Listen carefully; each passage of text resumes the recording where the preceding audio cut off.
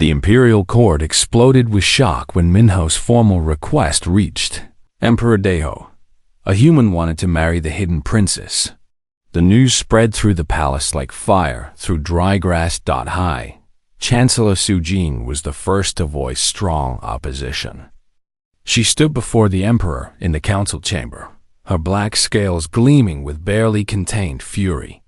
"This is an insult, Your Majesty," Sujin declared.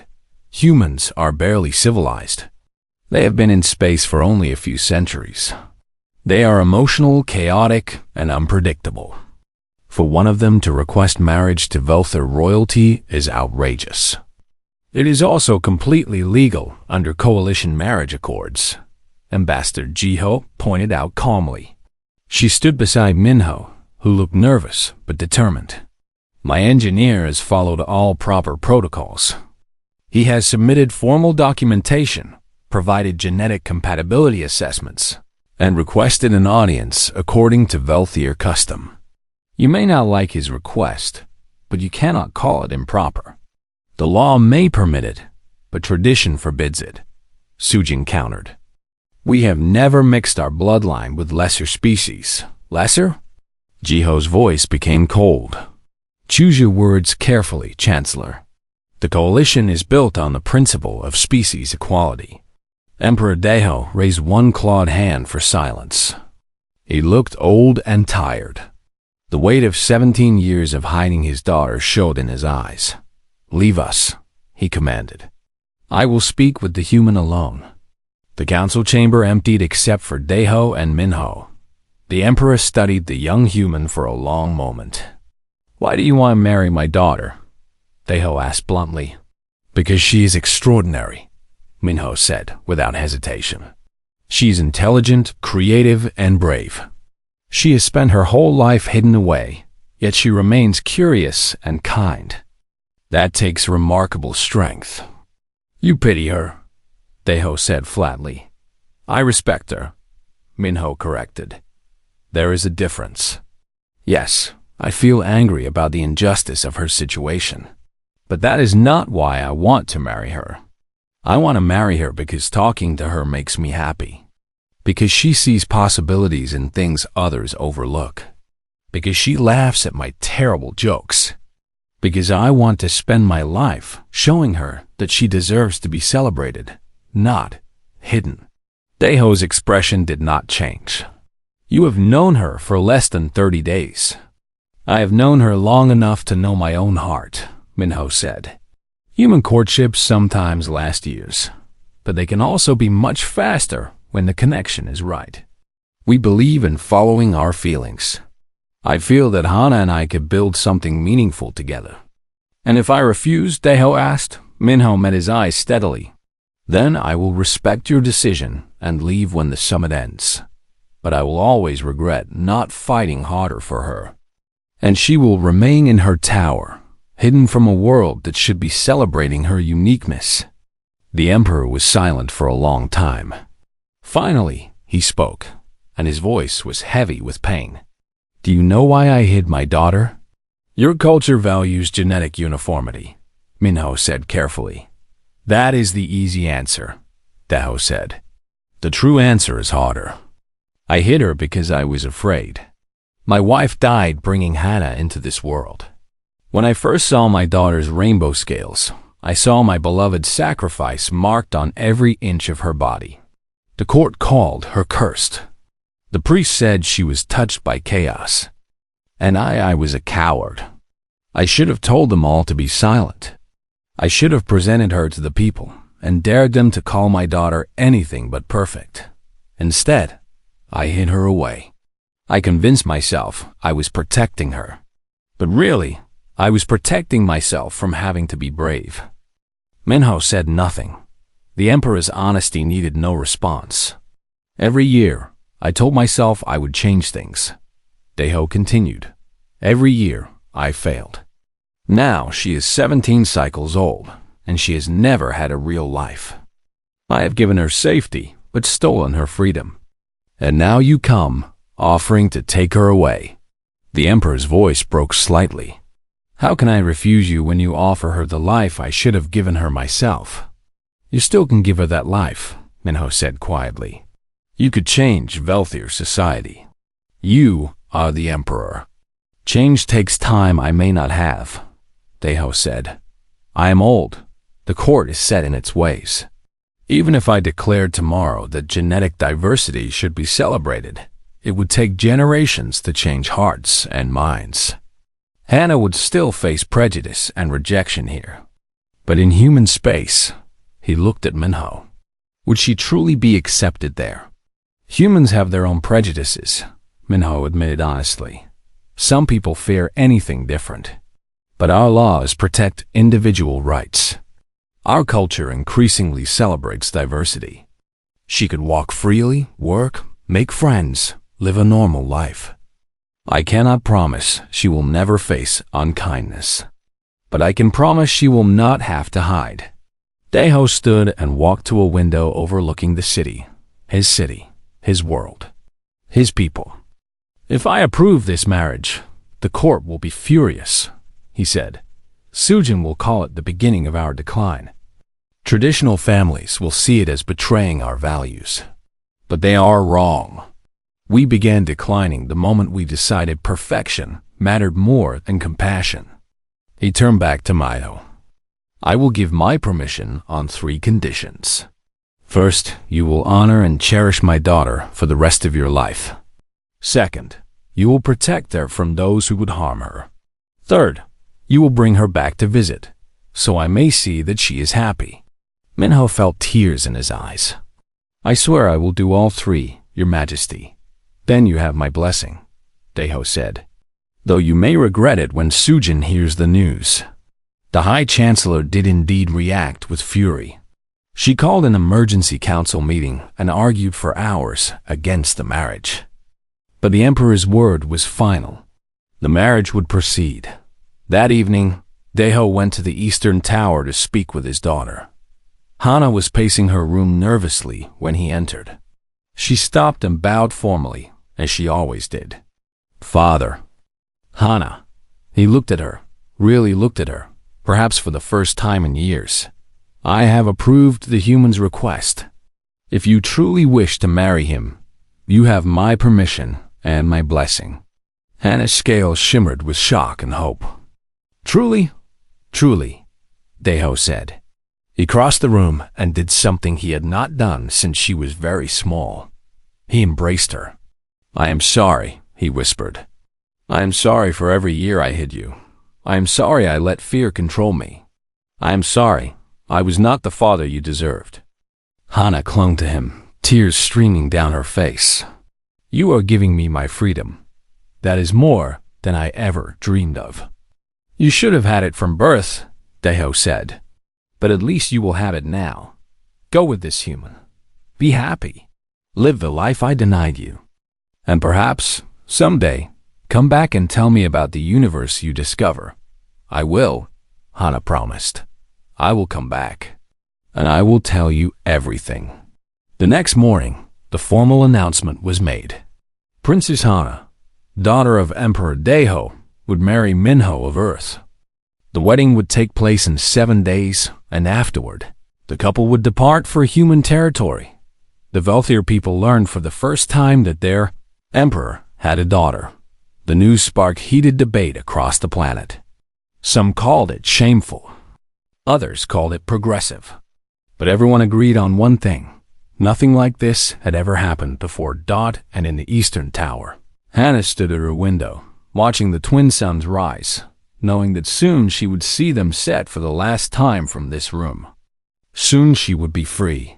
The thought terrified and thrilled her in equal measure. Princess Hana stood at the window of her tower room, watching the twin suns of Veltera set behind the Crystal Mountains. She had watched this same view for 17 years, and she would probably watch it for 17 more. The tower was her home, her school, and her prison all at once. Her scales caught the fading sunlight and threw rainbows across the white walls. Red, blue, green, and gold shimmered across her skin in patterns that never stayed still. Most Velthir had scales of pure black, smooth and perfect, like polished stone. Hannah's scales made her different. Different meant wrong. Wrong meant hidden. She touched the glass with one clawed hand inside. Somewhere beyond these walls, her people lived their lives. They went to markets, attended ceremonies, fell in love, and raised families. Hannah knew these things only from books and holofeeds. She had never walked among crowds. She had never had a friend her own age. "You are thinking too much again," said a gentle voice behind her. Hannah turned to see Mayan, her elderly tutor, entering the room with a tray of evening meal. Mayan was one of only 3 people allowed to visit her regularly. The old wealthy woman had been teaching Hannah since she was small. "I was just watching the sunset," Hannah said softly. Mayan set down the tray and joined her at the window. "The same sunset you have seen 6,000 times before. What makes tonight different?" "The diplomatic summit starts tomorrow," Hannah said. 40 different species will be in our city. I have been studying them all my life, but I will never meet even one of them." "You spoke to your father about attending," Mayan reminded her. "He said no. He always says no." Mayan was quiet for a moment. Then she said something surprising. "He said yes this morning." Hannah's heart jumped. "What?" "The Emperor has given permission for you to observe the opening ceremonies from the private gallery. You will be behind screens, of course. No one will see you, but you will be there." Hannah felt tears forming in her eyes. It was such a small thing, really. Just permission to watch from shadows while others stood in light. But for her, it felt like seeing the ocean for the first time after only reading about water. "Thank you," she whispered. Mayan smiled sadly. "Do not thank me. Thank your father. He loves you, child. He simply does not know how to show it in a world that taught him to fear difference." That night, Hannah could not sleep. She read everything she could find about the species coming to the summit. The insectoid krill with their hive minds. The aquatic arch who wore water suits to breathe air. The crystalline shard who communicated through light pulses. And the humans. Humans fascinated Hannah most of all. They were new to the galactic community, only joining the coalition 200 years ago. Other species considered them young and reckless. They felt emotions strongly and showed them openly. They created art for beauty rather than function. They had dozens of different skin colors, face shapes, and body types even within their own species. And they seemed to think this was good rather than shameful. Hannah had watched human films and documentaries for years. She loved their music, their stories, their messy, passionate approach to life. Sometimes she dreamed she had been born human instead of Valthyr. Maybe then she would not have to hide. The summit opening was held in the Grand Hall, a massive space with walls of living crystal that glowed with inner light. Hannah arrived early, slipping through servant passages to reach the private gallery. It was a small balcony high above the main floor, covered by decorative screens that let her see out, but kept her hidden from view. She pressed close to the screen as delegates began arriving. The krill ambassador came first, surrounded by smaller drones. Then the Orish in their elegant water suits. The shard floated in, their bodies refracting light into complex patterns. Each species was strange and wonderful in its own way. Then the humans entered. They wore formal suits in dark colors, but somehow they still looked relaxed compared to other species. Their delegation was led by a woman with silver hair who walked with confident grace. Ambassador Jiho, Hannah remembered from her research. Behind her came scientists, engineers, cultural specialists, and military observers. Emperor Deho, Hannah's father, stood to greet them. He was impressive in his ceremonial armor, every scale on his body the perfect black that Valthyr society demanded. He spoke the traditional words of welcome, and the summit began. For 3 hours, Hannah watched speeches and presentations. Different species talked about trade agreements, scientific cooperation, and cultural exchange. It was interesting, but also formal and careful. Everyone was being very polite. Then something unexpected happened. During a break, the delegates moved to the palace gardens for refreshments. Hana left the gallery and made her way to the Eastern Garden, a restricted area where she could safely walk outside. She thought she would be alone there. The garden was off limits to visitors. She found a bench beneath a flowering tree and pulled out her sketch pad. Drawing always calmed her mind. Tonight she drew the starship she had seen in the landing field earlier, trying to capture their sleek shapes and glowing engines. She was so focused on her work that she did not hear the footsteps approaching. "Those are really good," said a voice in Galactic common with a strange accent. Hana jumped, nearly dropping her sketch pad. A human male stood a few paces away, looking embarrassed. "Sorry, I did not mean to scare you," he said quickly. "I got lost looking for the facilities and wandered in here." "I will go." But he did not go. He was staring at her, and Hana felt the familiar shame rising in her chest. Here it came. The disgust, the fear, the rejection. Except it did not come. "Your scales are amazing," the human said, wonder in his voice. "I have never seen anything like that. The way the colors shift is beautiful." Hana could not speak. No one had ever called her beautiful before. The human seemed to realize he was being rude. "I am Minho," he said. "I am with the terraforming course, and I really am lost.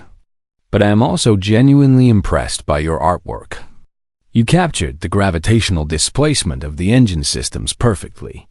Most people miss that detail. You can tell that from my drawing?" Hana managed to say. "I work with ship engines," Minho said with a smile. "It is kind of my job to notice these things. Are you interested in spacecraft engineering?" And just like that, they were talking. Minho sat on the other end of the bench, keeping a respectful distance, and they discussed ship designs and engine types and the physics of faster-than-light travel. He did not seem to notice or care about her scales. He looked at her face when she spoke. He laughed at her small jokes. He treated her like a person. When a guard finally found them and escorted Minho back to the proper areas, Hana sat alone in the garden for a long time. Her hands were shaking. Her hearts were beating fast. For the first time in her life, someone had looked at her and seen beauty instead of shame. The next morning, Hana woke with a strange feeling in her chest. Hope. It was unfamiliar and frightening. Hope meant wanting things, and wanting things meant the possibility of disappointment. She had learned long ago to want nothing except what she already had, but she could not stop thinking about Minho and their conversation. The way he smiled, the way he listened, the way he had called her scales amazing. Mayan noticed her distraction during lessons. "You are somewhere else today, child. Where has your mind gone?" Hana hesitated, then told her tutor about the meeting in the garden. Mayan listened without interrupting, her ancient eyes growing thoughtful. "This human showed you kindness," Mayan said finally. "That is good. But do not mistake one moment of acceptance for a changed world. You are still who you are. He is still who he is. And there are many walls between you." "I know," Hana said quietly. "But it felt nice to have one conversation where someone did not look at me with pity or disgust." "Then treasure the memory," Mayan said gently, "and return to your studies. The summit will end in 30 days, and life will continue as before." But life did not continue as before. 3 days later, Hana was in the Eastern Garden again when Minho appeared. This time, he was not lost. He had asked a servant where the restricted garden was and convinced them he had permission to enter. He did not, but the servant had been too flustered by his friendly confidence to check properly. "I hoped I would find you here," Minho said, slightly out of breath from climbing stairs. "I have been thinking about our conversation. You mentioned you had questions about terraforming atmospheric converters. I brought some holofiles that might help. They spent 2 hours going through technical documents while sitting on the garden bench. Minho explained his work, making dead planets suitable for life. He showed her designs for machines that could transform toxic air into breathable atmospheres over decades. He talked about his dream of bringing green forests and blue oceans to barren worlds. Why? Hannah asked. Why spend so much effort on dead planets when there are already so many living worlds? Minho looked thoughtful. Because potential matters. Just because something is not perfect now does not mean it cannot become something wonderful. Every dead world we terraform becomes a home for billions of beings. Every project starts with people saying it is impossible. But we do it anyway. Hannah wondered if he was still talking about planets. After that, Minho came to the garden every few days. He brought human music and played it on a small device. He taught her human words and phrases. He told her about Earth with its single sun and single moon, its vast oceans and diverse climates.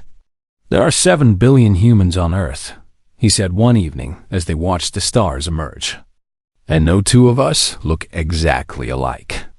Different skin colors, eye colors, hair types, body shapes. We come from hundreds of cultures with thousands of languages and customs. For a long time, we fought about these differences.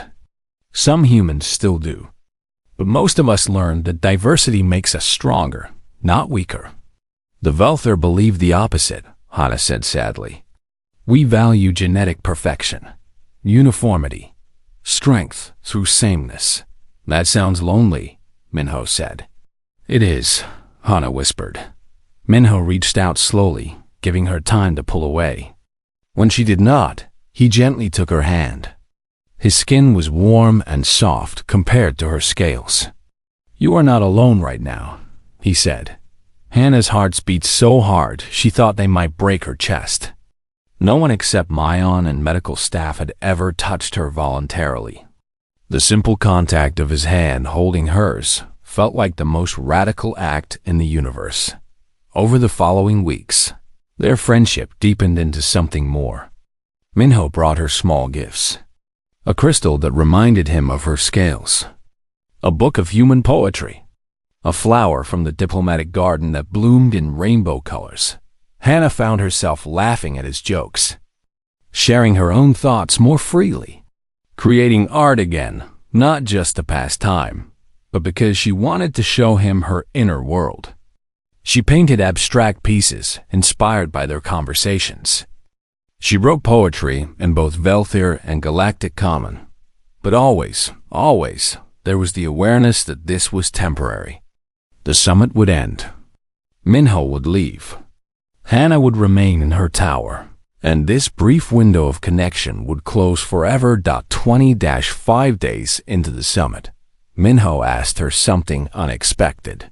What do you want, Hannah? Not what your father wants. Not what society expects. What do you actually want for your life? No one had ever asked her that before. Hannah sat with the question, really thinking about it. I want to matter, she said finally. I want to do something meaningful. I want to meet people and learn things and see places beyond these walls. I want to stop being ashamed of who I am. She stopped, afraid to say the last part. What? Minho prompted gently. I want to be loved for myself, not despite myself, she finished in a whisper. Minho was quiet for a long moment.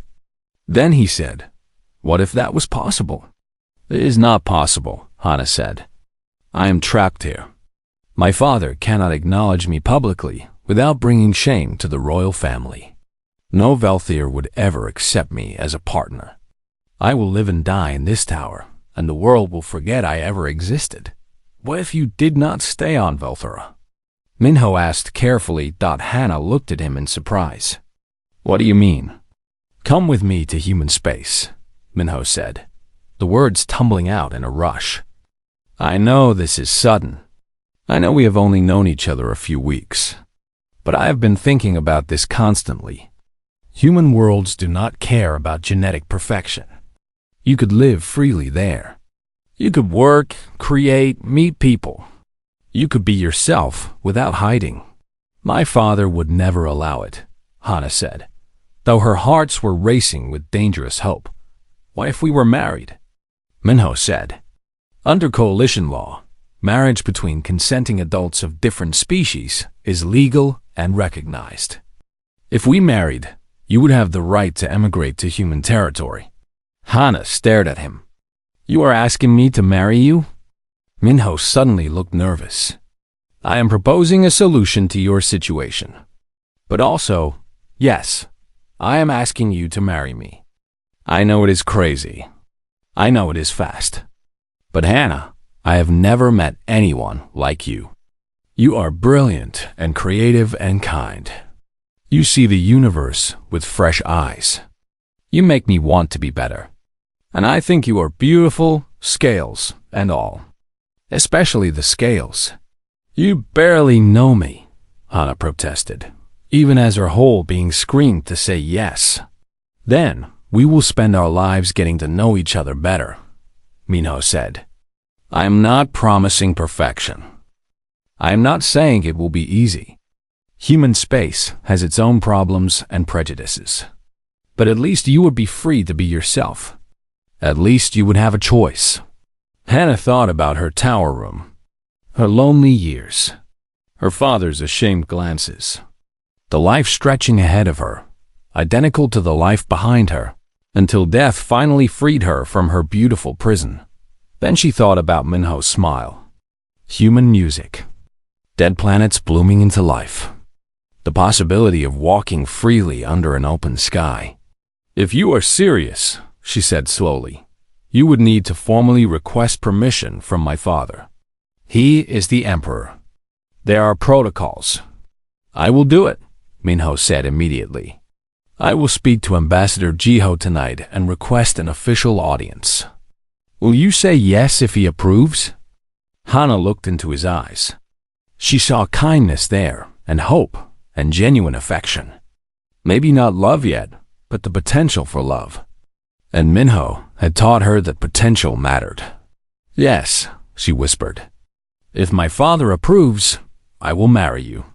Minho smiled so brightly that it rivaled the twin suns. Then I will make him approve, he promised. The wedding ceremony was small and strange, a mixing of human and Velthir traditions that satisfied no one completely, but honored both cultures. Hana wore traditional Velthir robes made of silver thread that caught the light and made her scales glow even brighter. Minho wore a formal human suit in deep blue. Most of the Velthir court refused to attend. High Chancellor Sujin made her absence loudly known, sending a formal letter declaring the marriage a tragic mistake. But Ambassador Jiho attended, along with the entire human delegation. Several other coalition species sent representatives as well, curious to witness this unusual union.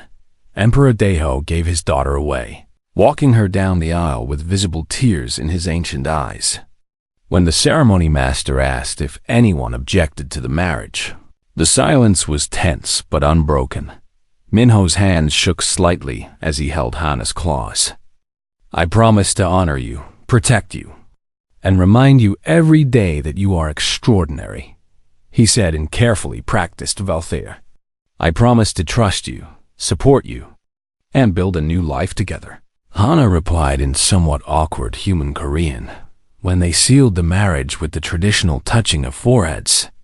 Hana felt the last chains of her old life fall away. She was no longer just a hidden princess. She was Hana, wife of Minho, beginning a new chapter. The reception was brief. Deho spoke privately with his daughter one last time, pressing a small data crystal into her hand. Recordings of your mother, he explained quietly. Stories, songs, messages she made before you were born. I should have given these to you years ago. I was afraid they would make me too sad. But you should know her voice. Hana clutched the crystal like it was the most precious thing in the universe. Thank you, Father. Be happy, Daeho whispered. That is all I ask now. Be happy. 3 hours later, Hana and Minho boarded the human vessel Determination bound for Earth. Hana had never been on a spaceship before. Everything was new and overwhelming. The corridors were narrower than Velthir architecture, built for smaller beings. The air had a different smell. The gravity felt slightly wrong, but Minho held her hand and introduced her to the crew. And slowly Hana's fear gave way to excitement. The ship's captain was a woman named Bora with short gray hair and kind eyes. She welcomed Hana aboard personally. We are honored to have you with us, Princess, Bora said. Just Hana, please, Hana replied. I am not a princess anymore. Then we are honored to have you with us, Hana, Bora said with a smile. The journey to Earth will take 6 months. If you need anything, ask. This is your home now. Hana had her own quarters connected to Minho's through a shared common area. The rooms were small but comfortable.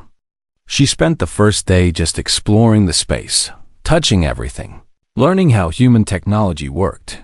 The shower confused her for an hour before Minho showed her the controls. The bed was softer than anything she had ever slept on. The window showed an endless view of stars. That first night in space, Hana could not sleep. She stood at the window, watching Velthro grow smaller behind them. Minho found her there at midnight. Second thoughts? He asked gently. Terror, Hana admitted. I have wanted freedom my whole life. Now that I have it, I do not know what to do with it. Minho stood beside her. You do not have to figure it out all at once. We have 6 months before we reach Earth. Use the time to just be yourself. No more hiding. No more pretending. Just Hana. Over the following weeks, Hana slowly learned to do exactly that. She explored the ship, learning its systems and meeting its crew. A human engineer named Junho taught her about the fusion drives. A linguist named Aryam helped her improve her Korean. A doctor named Tae-young examined her thoroughly and declared her remarkably healthy. Her unique genetics giving her some advantages over standard Velthir physiology. But it was Captain Bora who became Hana's unexpected mentor. The older woman had served in the human Space Corps for 40 years and had seen countless worlds and species. She invited Hana to the bridge regularly, teaching her about navigation and ship operations. One day, Bora asked Hana about her scales. May I ask a personal question? Bora said, Your people consider your coloring a flaw. But what do you think about it? Hana considered carefully. I used to hate my scales, she said honestly. Every time I looked at them, I saw the reason I was hidden. But Minho calls them beautiful. You and the crew look at them with interest, not disgust. I am starting to see them differently. Maybe they are not a flaw. Maybe they are just different. Different is good, Bora said firmly. Humanity learned that lesson the hard way. We spent thousands of years fighting each other over differences in skin color, religion, nationality. Millions died in stupid wars over the idea that one group was better than another. We finally grew past it, mostly. Now we try to celebrate diversity instead of fear it. The Velthir have not learned that lesson yet, Hana said sadly. Then maybe you will teach them, Bora suggested. You are proof that different does not mean broken. Your father was starting to understand that. Maybe others will too.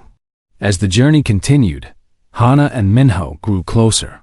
They shared meals, watched human films together, and talked late into the ship's night cycle. Minho taught Hana human card games. Hana taught Minho Velthir meditation techniques, slowly, carefully. Their relationship deepened from friendship into genuine love. Not the desperate, hasty emotion that had driven their quick marriage, but something steadier and more real. They learned each other's habits, preferences, and quirks. They had their first argument about household chores and their first real conversation about the future. What do you want to do on Earth? Minho asked one evening as they shared dinner in their quarters. I have been thinking about that, Hana said. I want to study, maybe work. I have spent my whole life learning things from books and holofeeds. Now I want to actually use that knowledge. What interests you most? Cultural exchange, Hana said immediately. Helping different species understand each other. I know what it feels like to be misunderstood and rejected. Maybe I can help others avoid that. Minho smiled. There are institutes on Earth that specialize in exactly that. Human-alien cultural exchange programs. We can contact them when we arrive. Would they want someone like me? Hana asked uncertainly. Someone with first-hand experience in two different cultures? Someone who understands prejudice from the inside? Someone brilliant and compassionate? Minho took her hand. Hana, they would be lucky to have you. As they approached the Sol system, Hana's anxiety returned. Earth was getting closer every day. Earth was getting closer every day. Soon she would meet Minho's family, walk among humans, try to build a real life. What if they reject me? She asked Minho one night. What if your people are kind in space but cruel on their homeworld? What if I have traded one prison for another? Then we will find somewhere else to live, Minho said simply. The galaxy is huge. We will find a place where you can be yourself. But Hana, I truly believe Earth will welcome you. Give it a chance. When determination finally entered Earth orbit, Hana pressed her face to the window and stared at the blue and green world below. It looked so different from Velthera with its red deserts and crystal mountains. Earth was soft, wet, alive. Ready? Minho asked as they prepared to shuttle down to the surface. Hana took a deep breath. No, but I'm going anyway. Captain Bora came to see them off. Remember what I told you, she said to Hana. You are not defined by others' opinions. You define yourself. Go show Earth what a Velthier princess can do. Former princess? Hana corrected with a small smile. No, Bora said firmly. You will always be a princess. You are just choosing to be other things as well. As the shuttle descended through Earth's atmosphere, Hana watched clouds and oceans and continents appear below. This was her new home. This was her new life. She was terrified. She was excited. She was free. The shuttle landed at Sol Spaceport. The doors opened. Minho took her hand. Together? He asked. Together. Hana agreed. And they stepped out into her new world. The first thing Hana noticed about Earth was the smell. Not bad, just different. Growing things, vehicle exhaust, food from nearby restaurants, and underneath it all, the scent of billions of humans living their lives. The spaceport was crowded and noisy. Nothing like the formal, quiet halls of the Velthier Palace. People stared at her. Of course they did. Hana was possibly the first Velthier most of these humans had ever seen in person, and her rainbow scales made her impossible to ignore. But their stares felt different from the ones she imagined in her nightmares. These were curious, not cruel. Children pointed and whispered excitedly. A few people smiled. One small girl tugged on her mother's sleeve and asked loudly, "Is she a rainbow dragon?" Before Hana could feel hurt, the mother smiled apologetically and said, "She is a Velthier, sweetheart. And yes, her scales are beautiful like a rainbow. Remember to be polite." The little girl waved shyly at Hana. Without thinking, Hana waved back. The girl's face lit up with joy. "See?" Minho whispered. "I told you." They took a high-speed train to Minho's family home in the countryside outside Seoul. Hana watched the landscape blur past, marveling at the green fields and forests. Velthera had some plant life, but nothing like Earth's wild abundance. Minho's family farm appeared after 2 hours of travel. It was modest but beautiful, with fields of crops and a traditional house with both old and new architecture mixed together. As they walked up the path, an elderly woman emerged from the house. "Grandmother Yoonji," Minho said, and ran to embrace her. Yoonji was small and wrinkled, with white hair and eyes that sparkled with sharp intelligence. She looked at Hannah with open curiosity. "So this is your rainbow bride," Yoonji said in Korean. "Come here, child. Let me look at you properly." Hannah approached nervously. Yoonji studied her for a long moment, then smiled widely. "Good strong bones. Bright eyes. You stand with confidence, even when you are afraid. Yes, you will do well in this family." She took Hannah's clawed hand without hesitation. "Welcome home, granddaughter." Hannah felt tears burning in her eyes. "Thank you, grandmother. Now come inside. I will teach you to make kimchi, and you will tell me about your world. We have much to learn from each other." The next weeks were overwhelming but wonderful. Hannah learned human cooking, though her claws made some tasks difficult. She helped in the farm fields, feeling soil under her feet for the first time. She met Minho's extended family, who treated her with warmth and acceptance. Not everyone was kind. Some neighbors stared with suspicion rather than curiosity. One elderly man told Minho he was foolish to marry an alien. But these moments were rare exceptions, not the rule. After a month, Minho took Hannah to Seoul to meet with the Human-Alien Cultural Exchange Institute. The director, Dr. Ji-won, was a middle-aged woman who specialized in interspecies communication theory. "Your application is fascinating, Hannah," Dr. Ji-won said after their interview. "You have lived experience with cultural isolation and prejudice. You understand both welfare and human perspectives. And your proposal to create bridge programs for individuals from restrictive cultures is exactly what we need. When can you start? You want to hire me?" Hannah asked in disbelief. "I want to hire you, train you, and eventually have you lead your own department," Dr. Ji-won said firmly. "Raw talent like yours is rare. We would be fools not to recognize it." Hannah started work 2 weeks later. At first, she mostly observed and learned. But soon she was contributing ideas, helping to redesign educational programs, and speaking with other aliens who struggled to adapt to human culture. A young krill drone named Minseo came to her one day, buzzing anxiously. The krill were a hive species who struggled with human individualism. "I feel lost," Minseo buzzed through their translator. "Humans expect me to make personal choices. I was bred to follow hive directives. I do not know how to want things for myself." Hannah understood that feeling perfectly. "I grew up being told exactly what to do and how to be," she said gently. "Learning to make my own choices was terrifying. Start small. Choose what you eat for breakfast. Choose what color to wear. Small decisions build into larger ones. You will find your individual voice." 3 months later, Minseo returned to thank her. They had started a small business designing hive-compatible human technology.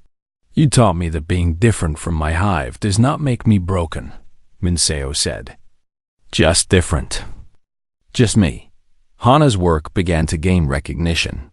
She wrote articles about cultural adaptation and interspecies understanding. She gave lectures at universities. News programs interviewed her about her unique perspective on human-alien relations. Then she started writing her personal story. It began as therapy, a way to process everything that had happened. But her therapist suggested she share it more widely. "Your story could help others," the therapist said. "Both aliens struggling to adapt and humans learning to welcome them." Hannah spent 6 months writing her memoir, titled Scales of a Different Color. She wrote honestly about her isolation, her fear, and her eventual hope. She wrote about Minho's kindness and her father's painful love. She wrote about Earth's imperfect but genuine acceptance. The book became a surprise bestseller, not just on Earth, but across coalition space. Aliens who had felt like outsiders found hope in her words. Humans learned about the impact of prejudice from an intimate perspective. Most surprisingly, The book sparked change on Velthera itself. Young Velthir started questioning the old traditions. A scholar named Hyjin published essays arguing that genetic diversity could strengthen the species rather than weaken it. Student protests demanded an end to the perfection doctrine. Emperor Daeho, now very old and nearing the end of his life, publicly supported these reformers. In a speech broadcast across Velthera, he spoke about his daughter. "I hid Princess Hana because I was afraid," he told his people. "I let tradition and prejudice control me. I convinced myself I was protecting her, but really, I was protecting my own comfort. My greatest failure as emperor was not honoring my daughter's uniqueness. My greatest regret is the years she spent hidden because of my cowardice. But she has shown the galaxy that Velthir can be more than we believed. She has proven that our worth is not in how we look, but in how we live." The young people demanding change are right. It is time for Velthera to grow. 2 years after leaving Velthera, Hana received a formal invitation to return. The new youth council wanted her to speak at the Great Assembly about cultural change and acceptance. Hana was terrified. "What if they hate me?" She asked Minho, "What if I make things worse? What if you make things better?" Minho countered, "You have already changed so many lives here. Maybe you can change lives there too." They traveled back to Velthera together. When their ship landed, Hana was shocked to see crowds waiting. Not angry mobs, but people holding signs. "Welcome home, princess. Diversity is strength. Rainbow scales, rainbow future." The great assembly hall was packed. Hana stood before thousands of Velthir, her rainbow scale shimmering under the lights. She was no longer the hidden girl in the tower. She was Hana, author and cultural specialist, wife and bridge builder. "I was born different," she began, her voice steady. "My scales made me wrong in a society that valued sameness. I spent 17 years hidden because my existence was considered shameful. But I learned something important when I left this world. Being different is not a flaw. It is simply a fact. What we do with our differences, how we treat those who are unlike us, that defines who we are." She spoke for an hour about pain and hope, isolation and connection, fear and courage. She talked about humanity's messy, beautiful approach to diversity. She challenged her people to imagine a Velthera where children like her could live freely. When she finished, the hall was silent for a long moment. Then someone started clapping. Then another. Soon the entire assembly was standing, applauding, some with tears streaming down their dark scales. After the speech, Hana had a private meeting with her father. Daeho was frail now, his scales dulled with age. But his eyes were still sharp. "I am proud of you," he said quietly. "Not because you are famous or successful, though you are both. I am proud because you took your pain and transformed it into hope for others. You are braver than I ever was. You gave me my freedom," Hana said. "Everything else came from that. I should have given it to you from birth," Daeho said. "But at least you have it now. Use it well, my daughter. Change the galaxy." Hana and Minho returned to Earth, where life continued its pleasant rhythm. Hana's work expanded. She trained other cultural specialists. She helped design programs that supported aliens adapting to human space and humans adapting to alien worlds. She also discovered she was pregnant. The pregnancy terrified her. What if the child inherited her differences? What if humans rejected a half-human, half-Velthir child?